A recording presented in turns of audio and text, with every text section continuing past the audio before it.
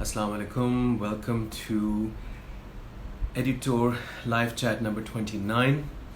And we continue our journey into the investigations on how to understand architectural heritage better, how to put the different stories together to create our shared histories, to recreate what's been lost, to find, to restore. And today there's two interesting things that as we continue our journey through this idea of stories, compiling stories, the value of oral storytelling, the stories that have been taken out of our history. This is a fantastic book. It's a film, also a book that's worth reading. Our guest for today, Isaac, is here. I'm just going to bring him on board before I continue talking about this. Quickly, Isaac is joining us out of New York. Isaac, welcome on board, buddy. Good to have you here. So this is a book from Sri Lanka. Hello. Hi. There are Isaac and Alaska, who's ignoring me. Alaska, don't ignore us. We love you. Hi. Let's get us So, in the same. so my quick introductions. Your sound and visual is great. It's clear. You're looking fantastic, both of you. This is a book by a Sri Lankan author. It's been turned into a film, and it's called, I know this is backwards, it's because of the live chats. I'll tell you, it's called The Road from Elephant Pass. We've been discussing elephants for one reason or the other. They've shown up in our previous chats. This is really a wonderful film and a wonderful story and a wonderful book, and revolves around the story about the elephant. And I think stories that are created by people who end up becoming channels and voices for those that are not able to speak, like this elephant here. And this is, we think that stories are just what we can hear from humans and what we can tell from them about their lives or what they've left behind. But oops, I've just lost air conditioning. That's interesting.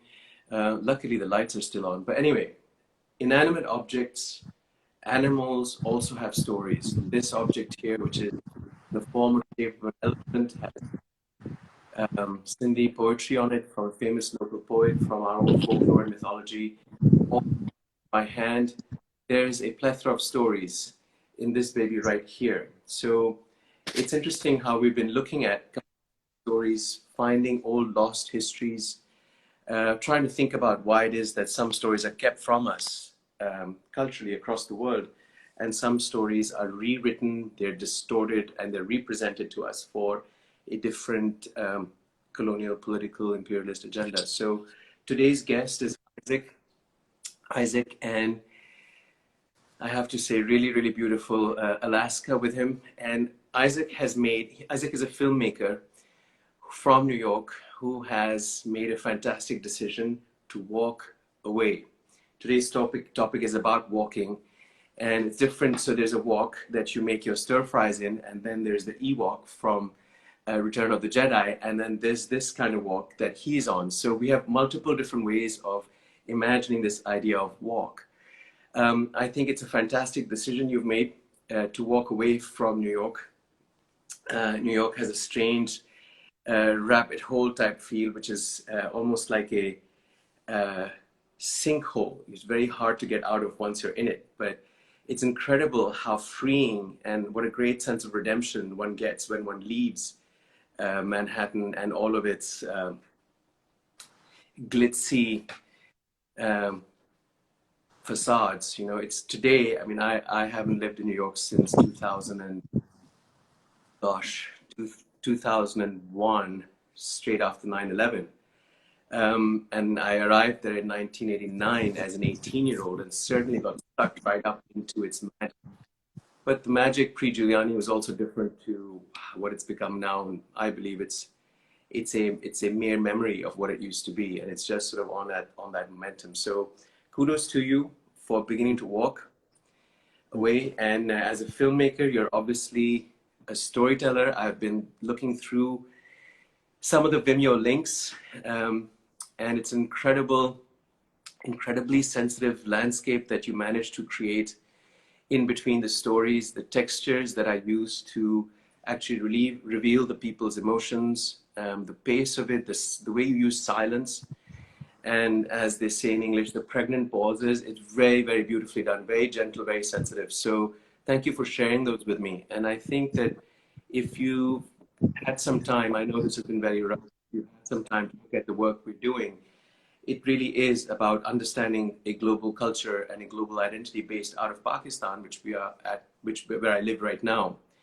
And we started off these heritage tours looking at buildings and the architectural heritage, ruins and the buildings and the stories that they tell us without going through books, without going through a second, third version of somebody else's writing, actually going there and touching it and feeling it and listening to it and embodying it, embodying its memories, its energies with it right there at these live conversations with all these buildings. And it's incredible because originally I thought that this would be kind of a crazy idea, but everybody who's been there with me have come back and agreed that what they learned about it through pictures, through books, versus what they saw in real life and the kind of way I looked at, helped them look at it, made a huge difference. So you also look at sometimes what people may think are, rather mundane events, whether it's a children's school looking at the earth, or it's your father's requiem, or stories of foster children, or there was a beautiful one about just the memory, and it opens up with the black and white, very film noir, back water, the usage of water in all of your work is very, very cool. So I want to try and see how we can actually weave you into our family of contributors and participants to add your story and the way you look at things, because we all see things differently, and there's a combination of seeing it from here, seeing it from one's own baggage, seeing it from logic, and then seeing it from the heart and the soul, and through one's connection to the earth. So it's the same thing like Jean and I discussed last time, and I'm going to trigger you with a similar kind of question, that in your mind, Isaac, as a storyteller, what is a story? Thank you for having me today. I'm honored. And before I answer that question, I would like to acknowledge the land that I'm on, which is traditionally the Haudenosaunee, the 6 Iroquois nations. My home further south in New York is on the Lenape land, and I've spent more time cultivating a connection with the Lenape than with the Haudenosaunee. I do know that there is a Mohawk reservation not too far where I am now currently. And the Haudenosaunee, the Iroquois, played a huge role in forming and informing the democracy and form of government that our nation attempts to practice today. And to your question, what is a story? I think my understanding of a story has greatly changed in the last year because I've been able to learn more about the role that storytelling and oral tradition played for Indigenous peoples as a way of survival, as a way of storing the knowledge and passing down the beliefs and the practices and the values from one generation to the next. And so I see stories as containers of that wisdom of survival, of relationships, right relationships with all life forms. And the location where I'm sitting next to this is a cairn of rocks where some of my grandfathers and fathers' ashes are.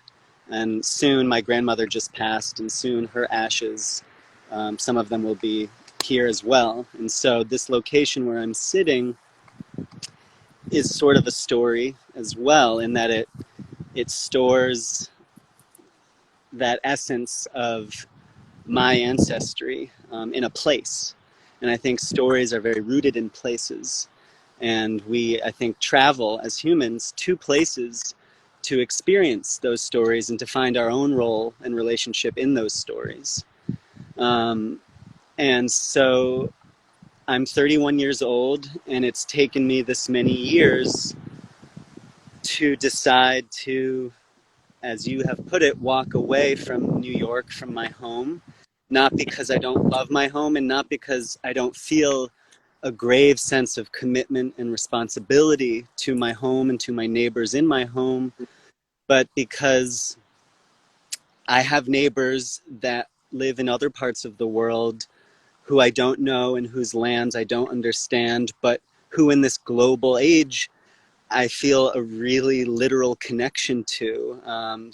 As we approach the election of 2020, I'm curious to know more about what we call America, Turtle Island, and who lives here, not just the people, but the animals and the plant forms, life forms. I want to walk away from New York and walk across other parts of what we call America and have a much more intimate and personal relationship with other parts of this world as I'm related to them, to better inform my work as a filmmaker and the kinds of stories I work to tell.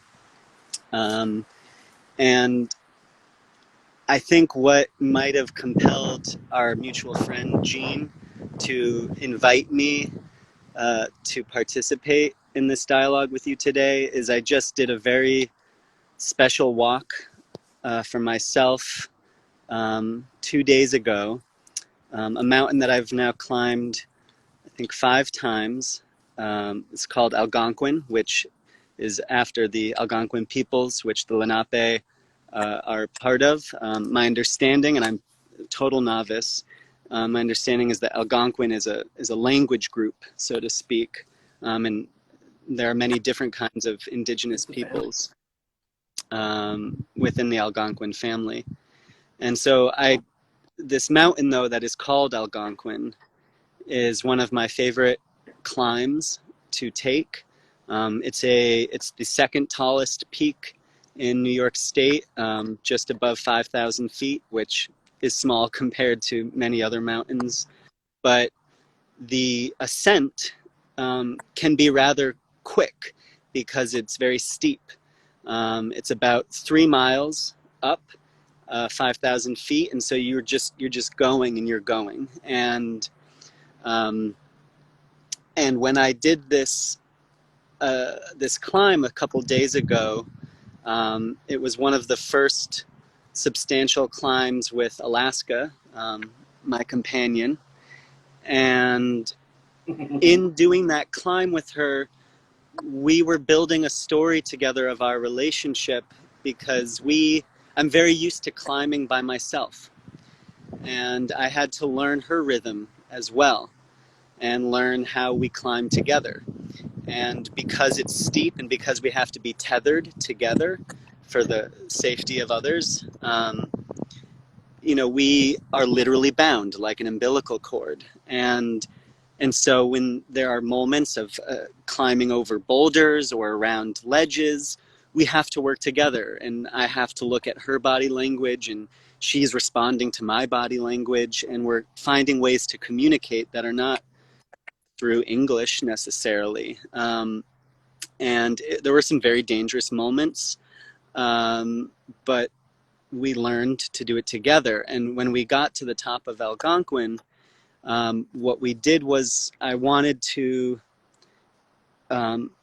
walk over to another peak, which is called Iroquois Peak.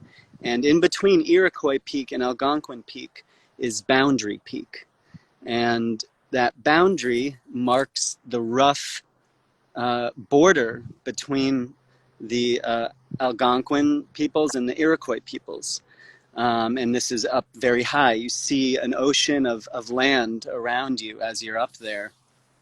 And so Alaska and I did that walk across the boundary and over to Iroquois, and then down a very steep, actually much steeper descent around waterfalls. And that, I tell you, was very emotional. I was getting increasingly tired, and was trying to be very careful not to have either one of us get hurt. And we were at a point where there was no, cell phone reception. If one of us were to fall, we would be out there. And I just had to rise to be really loving and caring for her. And when she would pull me in directions that I knew were not good to go, and I had to hold her back, I had to calm myself. And as you get increasingly tired and as your body fatigues and you're trying to make sure you're drinking enough water, you realize that the relationship between your body and the climate really informs your sense of reality and your sense of understanding and your sense of connection. And so I had to listen to her body language when she said, "Now we rest." I had to realize she has some knowledge that I don't have, that I may be, willfully pushing myself beyond a limit where I should stop. And even if I didn't want to stop, I tried to listen to her wisdom. And so we obviously got through the hike, through the climb, as I'm talking with you now. But in this first step on a much longer walk across the country, it was a very invaluable lesson to be able to step outside of my ego as much as I could, and outside of my desire to conquer the mountain, and to pause and appreciate where I am, and to try to listen to my partner, my dog. So a story, there is a story for you. And in that story, perhaps as you're listening to it, you're connecting to elements that now show you who I am. And so these stories are ways for us to connect. For sure, for sure. I'm just, while I'm listening to you, I'm thinking about similar expeditions, short expeditions into the unknown that I have done. Of course, what turns me on is the architectural heritage stuff. So I'm often walking through environments like yours, but my end goal is some building that I believe is hidden in there somewhere, and there isn't infrastructure or a road network to get me there. I've heard about it, and it's almost myth, and then lo and behold, the villagers will take me to it, to this treasure. And then I've got to figure out how to get other people there as well to see it, and to listen to it and talk to it. And sometimes these spaces are not hidden. They're right there in the open, and it's just not on the main track, so people don't get to them, and they're monsters. Like we have a fort, which is 31 kilometers in its circumference. It's the largest fort in the world. It's only 4 hours from where I live. And just because it's not on the main highway, up to a few years ago, most people didn't even know it existed, and they didn't understand the scale of it, or that it is the largest fort in the world, like literally 4 hours from where I live. That's no joke. And it has a lineage that connects it to the Great Wall of China, and the Scythians, etc., etc. So there's layers of stories. So there's the one layer of story, which is the personal that you're embarking on, to connect the land and to relationship with the being who probably has a lot more information about many things than we do, and fantastically enough doesn't speak English, which I think is the best part of it. Not the to speak to in a much bigger picture language. So I think that is going to be an amazing relationship to watch develop as you walk. And the fact that you are walking at that pace is really important. I mean, if you walk from the east of the US all the way to the west coast, that's a lot of kilometers. I'm not sure if you'll be walking along Route 66. You'll just do your own meandering walk as you follow the sun. You have a map that you're going to follow? You have an idea of how you'll get from one side to the other? So there was some in and out with the audio happening. I missed some of what you said, but what I have caught is that there are layers of stories, and you ended at a question to me about my route walking. And to clarify, while I will be walking a lot, There is a car involved. This isn't a pure walk Okay. across the country. There's a car that has camping supplies, and Alaska and I will be driving from points in which we will be hiking and climbing and exploring and camping. And from where I am right now in the Adirondack Mountains, our next location is going to be Detroit, which is where my grandmother, my father, his family grew up. My grandmother just passed away a little over a month ago, and so we're going to her home, and I'm going to spend a moment there with her spirit, with her energy. And from there, we will be going up north through the Upper Peninsula of Michigan, and then around over to Wisconsin, and Minnesota, and North Dakota, Montana, Washington. And while I have a vague sense of our route along the northern border, the entire journey and process is flexible and will be responding to the climate of social unrest in our nation, and what is happening, and the places that I hope to visit and the people I hope to meet along the way. I want to go to locations that will maybe shine a light on some blind spots. I have friends who have connections in some of these places, who are strangers to me, but who I would love to meet and learn from their stories and their life experiences. But it's very much going to be, I've taken a step, I'm stopping, and what is the next step I'm taking in that direction? And then I'll take that step and then stop and then say, okay, and what is the next step? I find that this is similar to how I approach filming as well.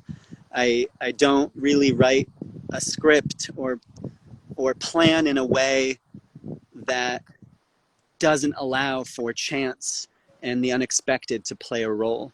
When I film, you can call them documentary works, but what I do as preparation is I have my camera, I have my equipment, and the first thing that I never compromise is my presence. And I have my equipment, but the equipment, those are just tools that once in my presence with whomever I'm filming, once I've connected with them, and once there is enough trust, then that equipment and then those tools, the camera, the tripod, then those things can come into play, and then I can begin to film. But what I film is a result of the relationship, which is always evolving. And this is very much like the trip. I have my presence and I have tools in my car that I've brought with me. And I know I'm being guided in a certain way. But I don't have, reservations in motels or at lodges. I don't know. And I think for me, especially as a white man, in today's world, I'm trying to live more in a place of not knowing or respecting that I don't have all the answers, and that I have a lot of learning and humility to practice, and that the feeling for me of being wrong is an important feeling to be comfortable with, or to learn to be comfortable with, as I expose more blind spots in conversations with perhaps indigenous persons who I'm in communication with now, or with the African American mothers in Newark, New Jersey, who I'm helping to tell their story through film. I kind of meandered on a path in response to your question. I think I'll pause here. No, that's fine. There's just like that. There's no agenda.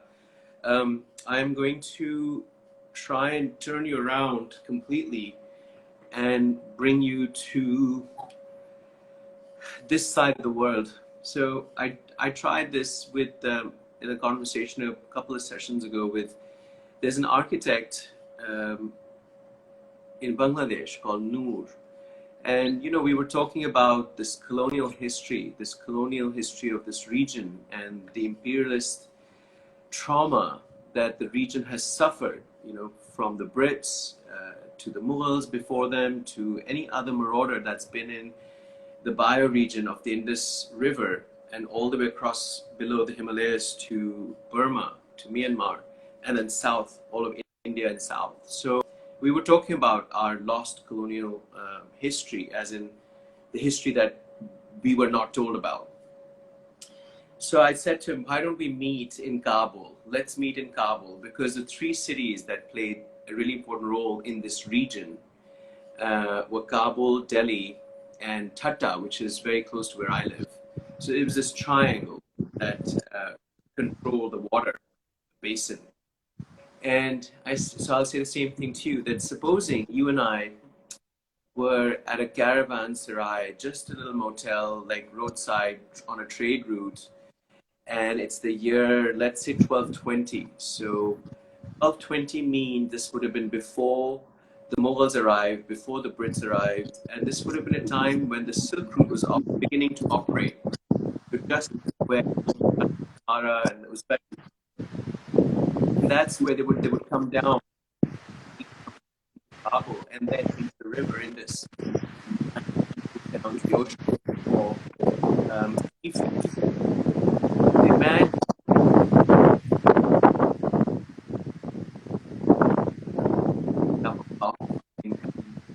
you're a white man from the US in Kabul, whereabouts to walk out.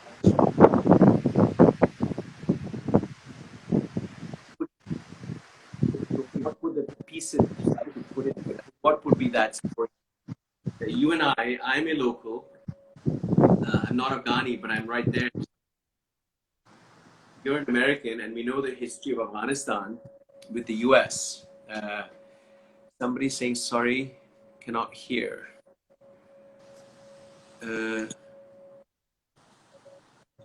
I can hear you loud and clear, though. I'm not sure why anybody else can. So, what would that story be? How would we I think what is happening, create or find? I think the sound of my wind where I'm sitting is making it complicated for people to hear what you're saying. And so is there a way for me to mute my audio? I've never done this before on Instagram. Is there a way for me to mute my audio when I'm listening to you? I've never done it either, because I also think that if there's wind, there's wind.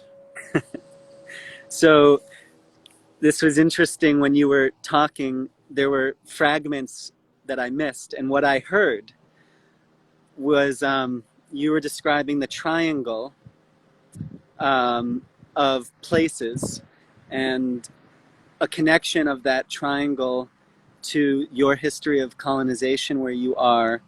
And I heard me as a white man, American, and you as a local, and something, an experience. So we're in Kabul, and we're about to head out. We're going to take a walk. We're walking out of Kabul.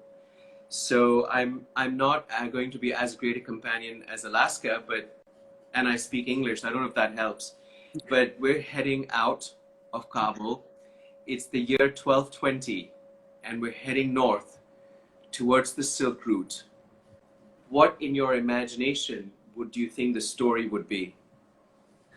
Oh, wow. What a beautiful question. Oh, Let's go. Basically, I've said, let's go on a walk. you're sending shivers down my spine. The story for me takes me to a near microbial level, where the smells that I'm smelling and the particles of air, perhaps infused with the local elements of rock and dust and sand, are creating a new texture that as a white man from America, I'm not used to feeling. But there's a smell, a richness of smell that is complicated, like a stew that has been uninterrupted by the chemicals and pollutants that I'm used to in America, in my air, and in the smells that I smell in the woods or in the cities that I walk through. And so the first layer, you spoke about layers of stories. And so I feel like the first layer is this most immediate sensorial experience that both disorients me, but also reorients me to a shared quality of being human, which I only understand one slice of what it means to be human, which is the slice of the hemisphere that I walk on. 6 years ago, my stepmother took me and my little sister, who was 2 at the time, to India, and we spent some time in Varanasi. And I remember the experience of sitting on the Ganges River, and at the burning ghat, and watching the process 24/7 of the burning of loved ones, and the ceremony and the tradition, and being very close to the melting of flesh and blood and those smells. And what I understood was that this was something that was happening for thousands of years, that the fire that was burning these bodies was older than Jesus Christ has been a story for us. And if consistency or routine is any sign or indication of normalcy, this thing I was experiencing for the first time was actually one of the most normal things to be happening. And that for me was an opening of what it is also to be human that I had never experienced. And so I'm imagining, as I'm walking with you, north, which north is a powerful direction for many reasons, I think. But as we are walking, I can imagine encounters that are constantly putting my skin in question, and the ways in which the world is reflecting off me, how I'm being looked at or how I'm looking at, and then walking with you as an ally, as a friend, as a neighbor, as a partner, venturing a direction that for me personally has always been the most powerful.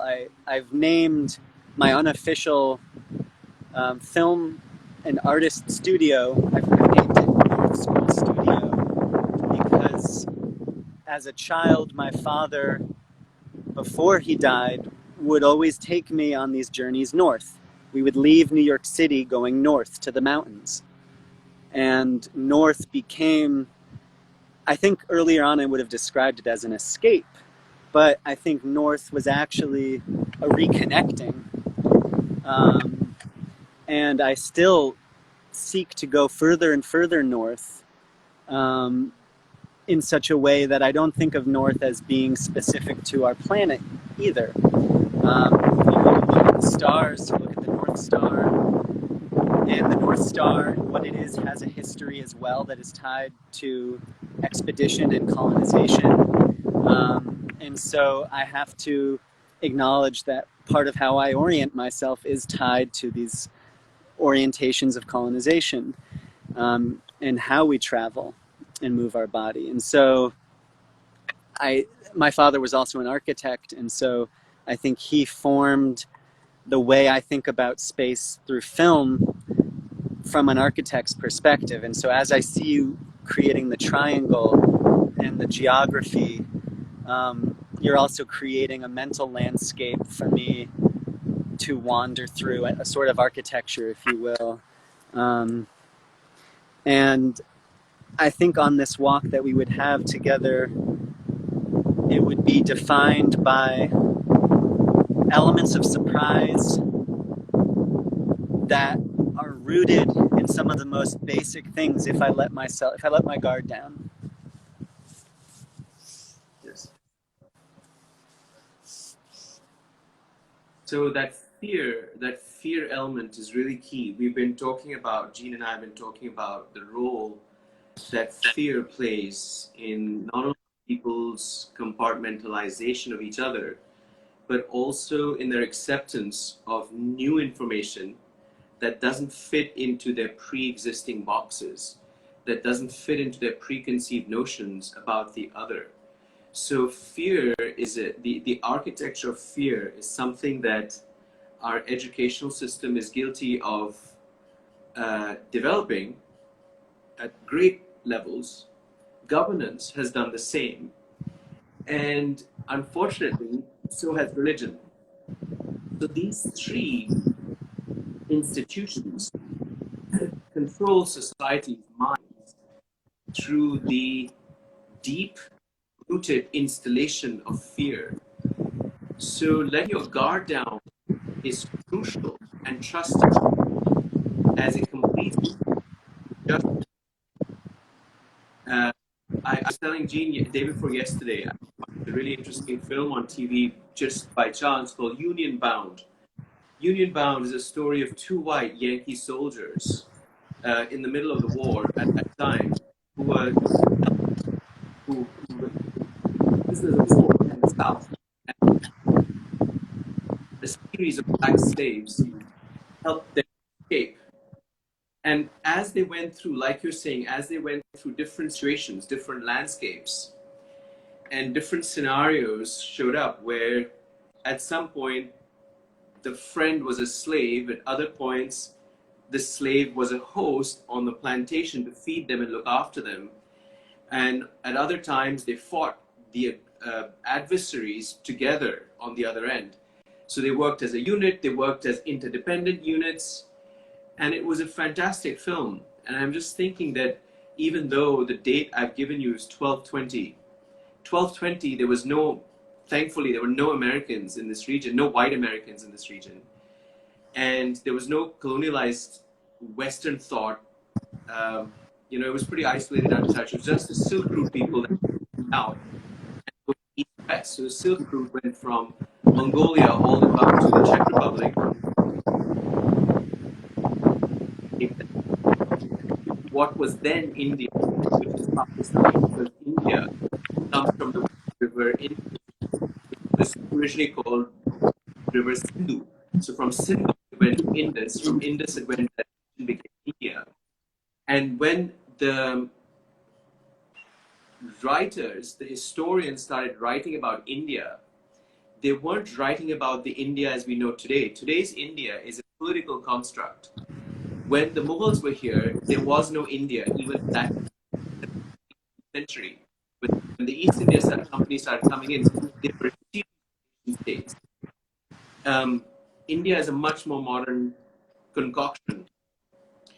So India was actually this landmass where I live today, which calls itself Pakistan, but actually up and down the river Indus was India. That makes logical sense.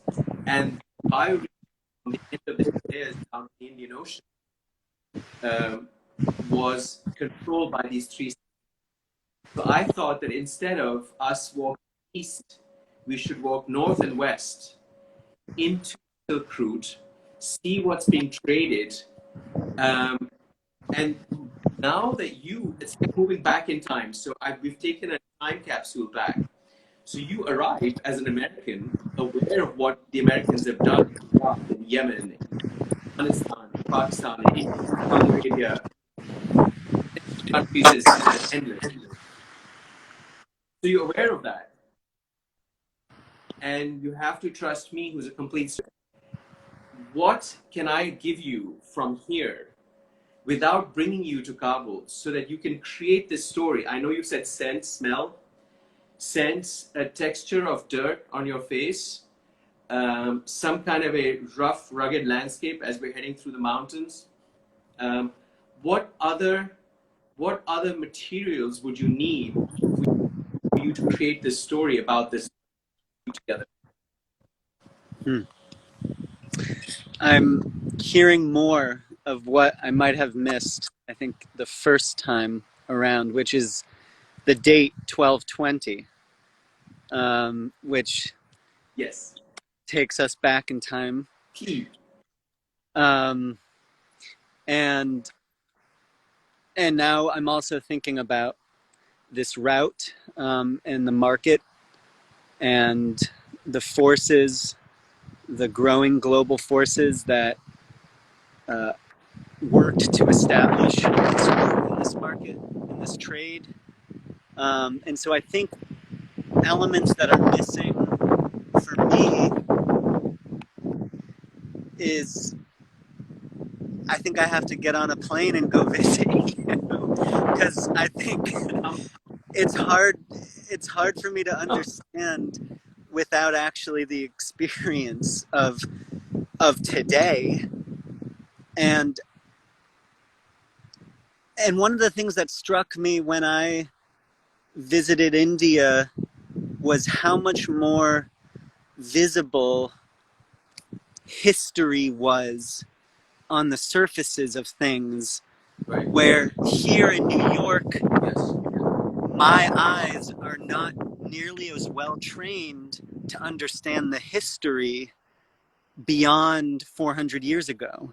I can't easily see, because of how I've been educated, the history of 10,000 years of the Lenape living in what we call New York. And so for me to even begin to understand 1220, I think I need to understand 2020 and look at those surfaces with you and put my hand on those surfaces, feel it, taste it. That's what's missing. And as we are communicating right now, and um, as the wind colonizes the sound of your voice, you know, I could easily move down the hill a little bit, um, but I think that the wind is an interesting component. Um, and so, The wind,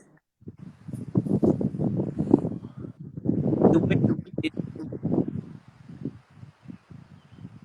like if you are not meant to hear my entire sentences, I have no problem with that.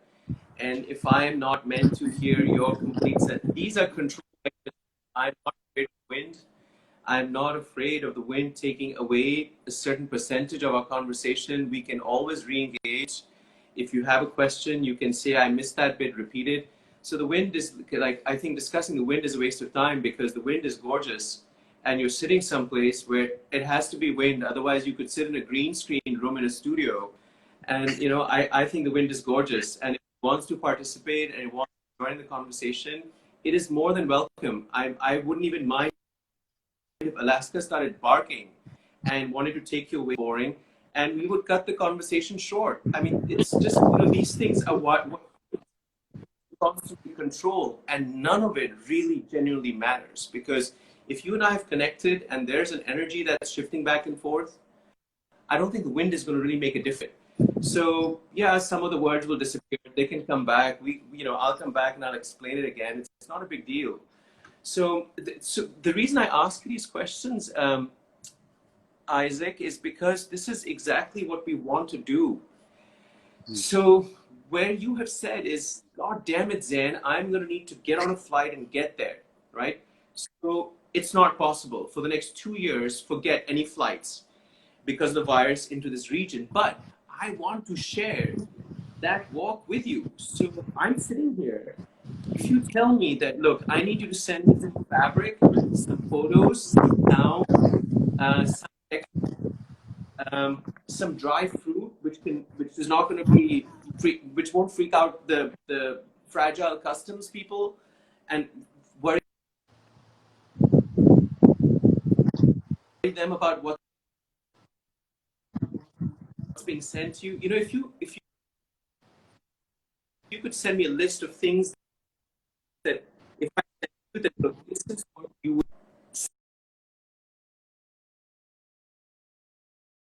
Here's some music. You know, I could send you some YouTube or drive, a combination of walk and drive. I drive pretty well, so I can share in the driving hours. And I'm very dog friendly, so that's not a problem either. But how do we create these experiences without people getting onto flights with these horrible carbon footprints? I mean, I'm not saying don't come. Come anytime you want. But I'm just saying in terms of sharing this experience with somebody from China or somebody from the Ukraine, someone from Ethiopia, someone from Portugal, without us flying all over the place and running into visas and security and blah, blah, blah, all of this foreign policy bullshit that strangulates all of us, right, worldwide.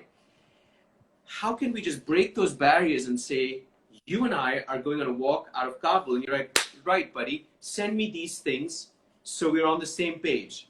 And then let's start talking about this. So I'll send you a map. I'll send you some Google Map pictures. We can do a route. This is where we're going. These are the villages we'll be walking through. You know, that sort of thing. What kind of mapping in your mind? And you're a filmmaker, so you see things at a much more sensitive, detailed level, like an architect, than many would.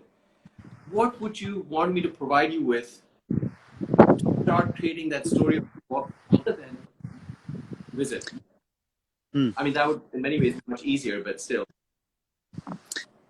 I think where you're bringing me with your questions, as far as what I would need, well, firstly, you're giving it, which is desire and curiosity and care, in that you're asking. And I think that you're giving that right now takes the invitation to another level, where now I've been given permission to walk with you in that place.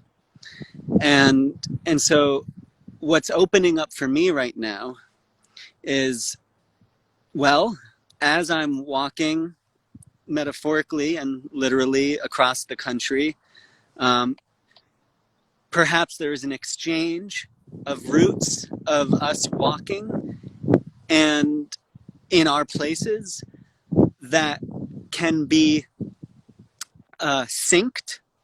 And so, you know, I think that tradition is very powerful. I think that tradition has the power to operate through time and space across centuries. And so if you and I have a tradition, if you give me a tradition that we co-create, that opens the doors to one another's landscapes, by giving me the sentiment of a map. And I saw in another dialogue you had done with Jean, you had what she described as a cigar-like thing in your mouth. I didn't hear what it was ultimately, something maybe to clean your mouth or your teeth, but so it's very traditional. It's a particular piece of a neem tree. It's from a particular part of the tree. It's a branch. It's a little twig of a neem tree, and we use it for cleaning our teeth.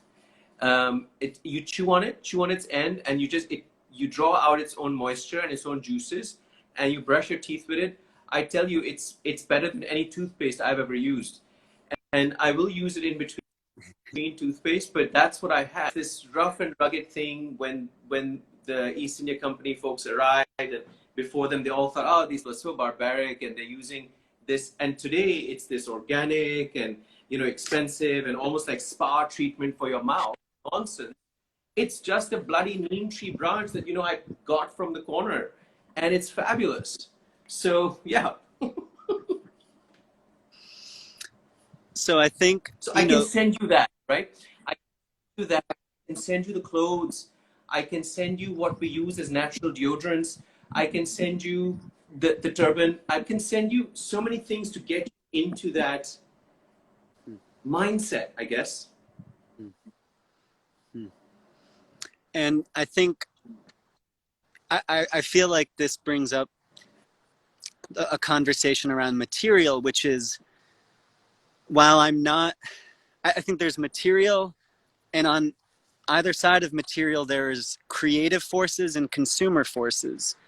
And there's how we live in relationship to the material on our planet.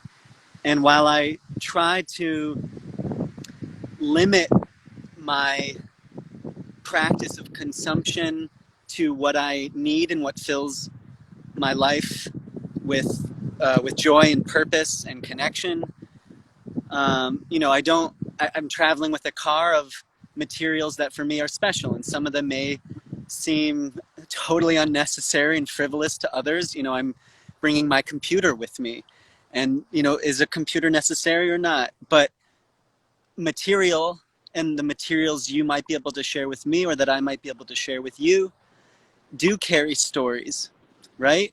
And those stories, Yeah. I think, coming back to the beginning, those materials, those stories help us connect to each other and understand each other. Exactly. And so, you know, when you write a letter, for example, a handwritten letter, the material of your handwriting, the material of the time it takes to communicate that way in a world where we text more and more and communicate digitally. Now that material holds a whole other layer of meaning and of connection. And so, you know, I'm suddenly picturing arriving in a small town in America where I have no post box office, but there I have a letter from you that has a map in it. And there's something about being in a town that I've never been to, but there's something waiting for me there from you from across the world.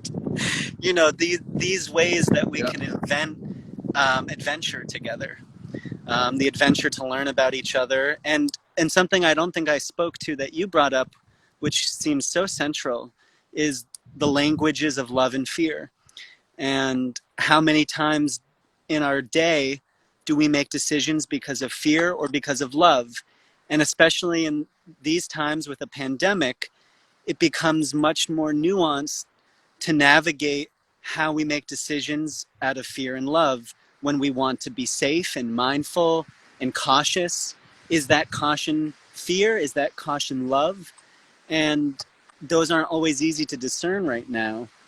But I think that fear is the real pandemic, and it's part of the history of racial injustice and injustice toward women and indigenous folks, and so many peoples that have been suppressed by the white patriarchal systems.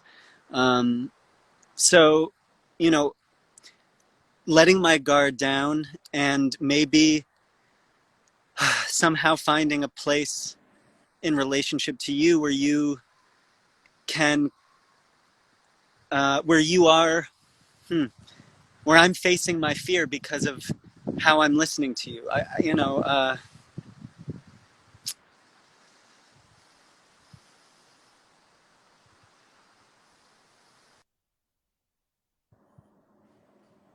My parents enrolled me in a Quaker school, which we every day had Quaker meeting, which involves the school or the classroom sitting in a circle, facing one another in silence for up to a half an hour. And in that silence, everyone listens to the silence. And if one feels quaked in their body to speak, then they speak, and people listen. But there is no response, there is no dialogue.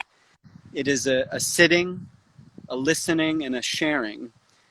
And in the 10 years that I was at that Quaker school, I was too scared to ever once speak. I was constantly judging what I had to share. And for people who know me now or met me after that Quaker school, they'd probably be shocked to hear that I didn't speak once, because I do enjoy speaking.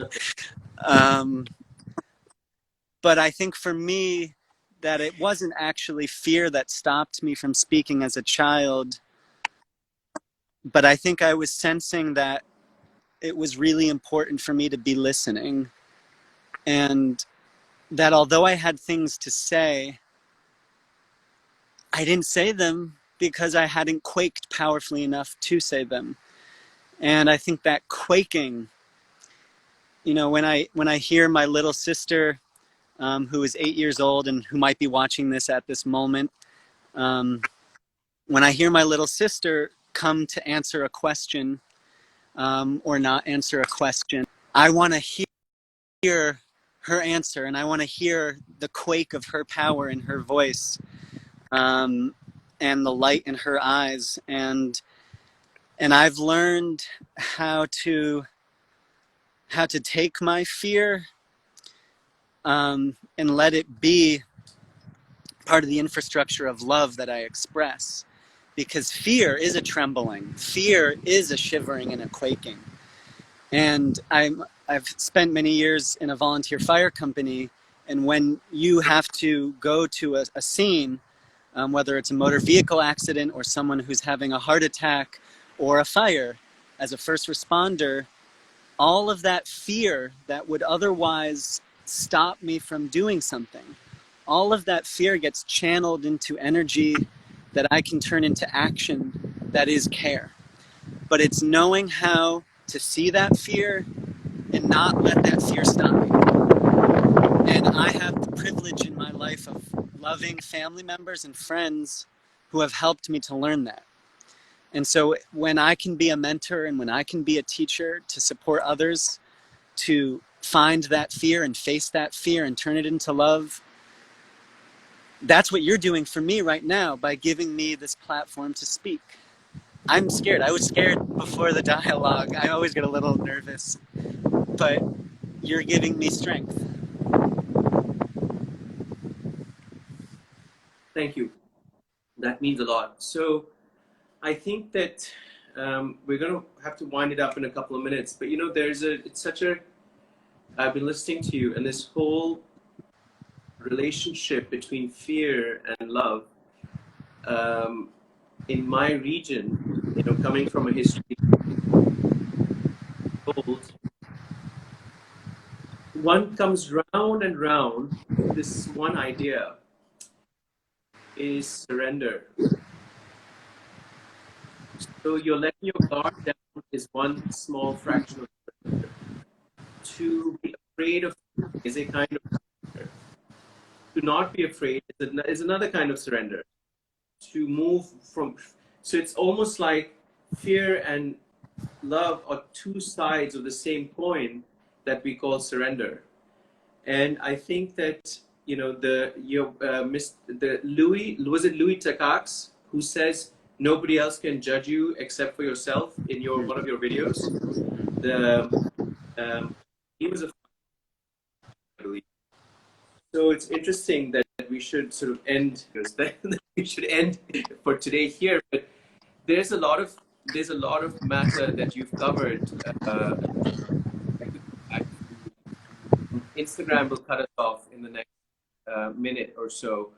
But this is the start of a conversation that I'm hoping we can develop together, like you said, co-create, and try and figure out how to get you to feel this Kabul experience, and we walk together before I get you onto a flight. And it's not a mission for you to come here; it's an invitation.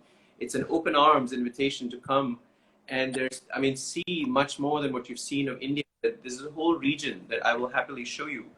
In the meantime, we've got to figure out how to milk the digital space and try and create similar experiences. So on that note, it's telling me I need to wind up. So I'm going to beg my leave and request for your permission to connect again at a different time. Thank you so much for joining us. Amazing getting to you. Please keep talking. Nothing to be afraid of. And giant hug to Alaska, who's not looking terribly bored. We'll speak so much, Prachi.